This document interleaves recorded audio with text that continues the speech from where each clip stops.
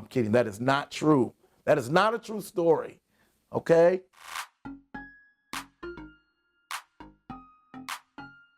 What movie made you laugh the hardest? Mrs. Doubtfire.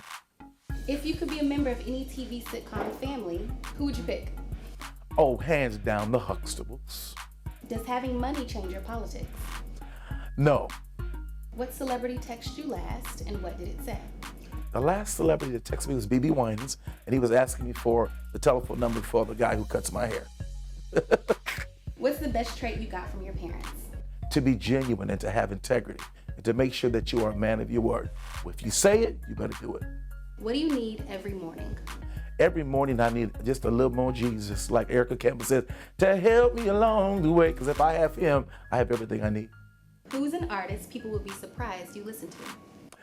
Shirley Horn with Strings. She has a song called Here's to Life and Every Joy It Brings. May all your storms be weathered and all that's good get better. Here's to life, here's to love, here's to you. What hit song do you wish you would have wrote?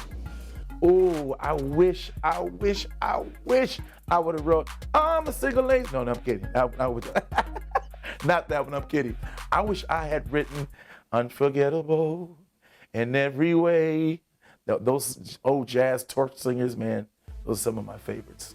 What's the hardest thing about being in love? Ooh, the hardest thing about being in love is probably trying to love too hard or giving too much, and then you're taken advantage of, or you make people feel entitled, and when they don't reciprocate. I think that's one of the hardest things. If you had to work and didn't need the money, what would you do?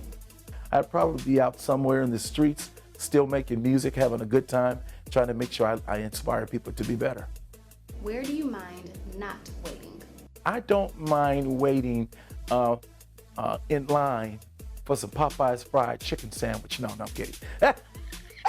I don't mind waiting in line for a good roller coaster, but it's gotta be a good one. It's gotta be a one with a deep hill that makes my hair all fall back this way and my nose hairs go out this way. Roller coasters is it for me. What's your go-to ad-lib in the studio?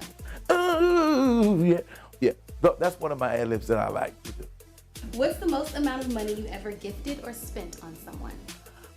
The most amount of money I probably gifted at one time or another was probably to, it had to be my mom for Christmas or something. I gave her $15,000, and just to say, hey, mama, do what you want with it, do what you want with it.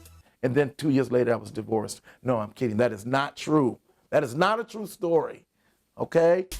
What's your biggest weakness? Probably trusting people too quickly. I believe people when they tell me until they show me something else. What's the last lyric you wrote? The last lyric I wrote was probably to Isolation, where it says, he's preparing me for what I need and he's protecting me from what I can't see. Which R&B singer should have had a career in gospel? The artist that should have had a career in gospel, one, male-wise, is Tank. That young man can sing. He can just flat foot sing. And of course, Fantasia, I already consider her a gospel singer, because she can sing her love songs, but until she starts squalling and singing total praise, you know what I'm saying? Where do you go when you need to be alone? I get on my motorcycle a lot. I have a Harley Davidson Street Glide CVO. That's a really great time for me to be alone and just be in the element, just enjoy, the air and just the freshness of what you're doing, especially on the country roads where nobody's at. I love my life. What's the one thing people don't know about your career? I started so late. I didn't start early like Kirk Franklin and Hezekiah Walker. All those guys were in their early 20s, just getting out of teenagers. And I started mine in my 30s. And it's something that the Lord would use. The presence of the Lord is here. When I recorded that, I was 40. And so a lot of people look at that and they say, wow, he's too old to do it now. But the Lord has sustained and has kept my years. Therapy or prayer? Both.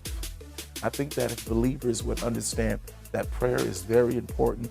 If you deal with depression, if you're dealing with anxiety, suicidal thoughts, after you finish praying, after you get through speaking in tongues, after you get through shouting and running around the church and doing the cartwheel and ending in a Watusi, go and seek professional help from a therapist that you might be able to articulate what you're going through.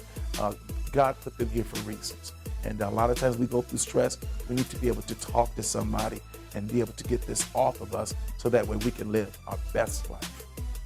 Hey everybody, it's Byron Cage, and you know what? I played too many darn questions